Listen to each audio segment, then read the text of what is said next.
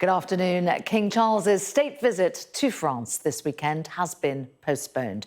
It comes after anti-government protests in the country over plans to raise the retirement age erupted in violence again last night.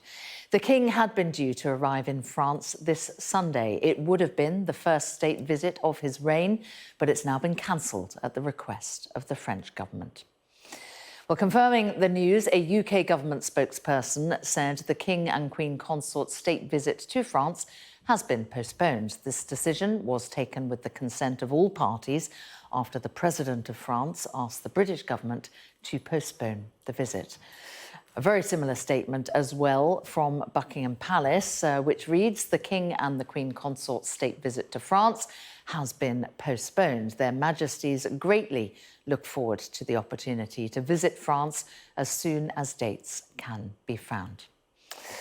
Well, our royal correspondent, Laura Bundock, is with me. Hello there to you, Laura. This would have been the phone call that President Macron didn't want to have to make. And it's the phone call that the King wouldn't have wanted to receive either, I think. This was a huge moment for both men, really, but particularly, I think, for the King, because it was to be his first state visit. He's visited France officially as Prince of Wales 35 times, but never as monarch. So a lot was being played into this meeting. It was seen as significant for a number of reasons, because I think if you look at where Britain is now, if you look at the amount of division, the disputes following Brexit, this meeting was seen as a reconciliation point, if you like, reaffirming the Anglo-French relationships after so much frostiness between them. That's seen as thawing away.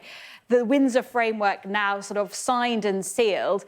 This was the two countries looking forward, we're told, a celebration of the relationship between them. But I think we heard very early on, we got a sense yesterday, things were going wrong. The word Versailles was taken out of the official information about this trip. Seen as antagonistic to the striking Totally, a real provocation, the wrong place to be seen, having lavish banquets.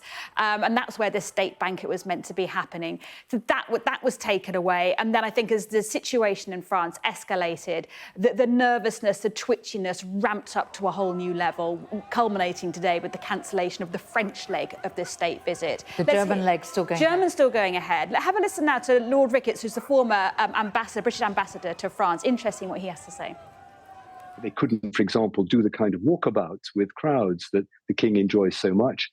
What was the point of doing it, really? Doing a state visit where the President himself is subject to enormous criticism, can't really appear in public in any safety. That's not a good circumstance to do a state visit in. These are live pictures, Laura. This is President Macron. He's speaking in Brussels, unrelated to what we're talking about now. But as far as we know, that trip will not go ahead until things calm down. Absolutely. We know that he had this phone call earlier on with the King. It is a moment of embarrassment for him, but I think they had to assess what is worse, cancelling now with just 2 days to go, or letting this trip go ahead and face a humiliation of it being completely overshadowed and dominated by protesters who would have really taken this moment and played it to their absolute advantage. So bad news for Macron and bad news for the King. And as I say, this is not what Buckingham Palace would have wanted. These trips are planned and planned and planned to the tiniest of details. But Germany will happen. So we don't know when, and we don't know when the French trip's being postponed until, but we're assuming the Germany trip, which was meant to start on Wednesday in Berlin, will go ahead, ending in Hamburg on Friday. One thing I love about this, though, is the fact that this is a dispute about raising the pension age to 64. The King is 74 and still working full-time. I don't know if that was mentioned, but... I think he had much sympathy for the strikers? Potentially not. Who knows? Who knows what they said? But anyway, a big change of plan for both countries. And an unexpected hole in his diary as well. All right, Laura, thank you very much. Indeed. Well, all of this, of course, has been brought about because of the situation that we've been seeing there on the streets in Paris and also other cities around France. Sky's Adele Robinson has all the latest from Paris now. It was a joint decision between France and the UK, and the Elysee Palace has released a statement which I can read to you. The summary at the top basically is the decision was taken by both of them, and they said it was after a telephone exchange between the President and the King himself, and it was all about being able to welcome King Charles III in a manner that is befitting their friendship. and the state visit will, of course, be rescheduled as soon as possible.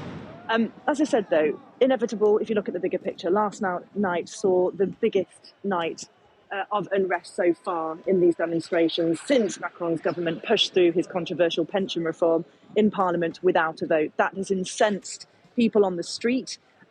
This morning, we wake up to the figures of more than 400 police officers injured across France, more than 400 arrests, 127 of those are still in custody, and 14 police officers are in hospital, seriously injured. More than 900 fires as well, William. You can see one of them here behind me. It was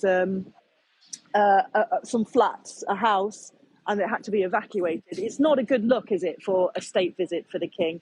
And that's what has been on their minds. It's not just about security, but it's also the optics of this. Critics of Macron said that a big, lavish state visit for which they'll have spent a lot of money is not compatible with the feelings on the street right now. You know, last night we were walking around and there were multiple fires, tear gas was being fired, people were angry, and you know, even if a minority were troublemakers known to the police, they do represent, in their way, the feeling of the people. The polls show that more than 70% of French citizens are against raising the retirement age from 62 to 64. So it's not entirely surprising, this announcement. And I think as well that critics have said if the president had gone ahead and the king had gone ahead with this visit and had this lavish dinner that was supposed to be at Versailles, but then the word was that it was going to be changed to the Elysee Palace. If that had gone ahead, it doesn't really look well with a country that at the moment is revolting in its own way against the economic argument of Macron that the country can't afford to carry on with the pension system. So not surprising. He will, the king, as we've heard, be continuing with his tour of Germany. And the nationwide strikes here in France will go ahead. Important to remember that they're not protesting over King Charles coming here. They are angry about pension reform. But of course, there will be some discomfort among protesters about Macron visiting, laying out the red carpet, as it were, for the king at such a disruptive and, at times, according to, if you saw what happened last night, violent time for the country.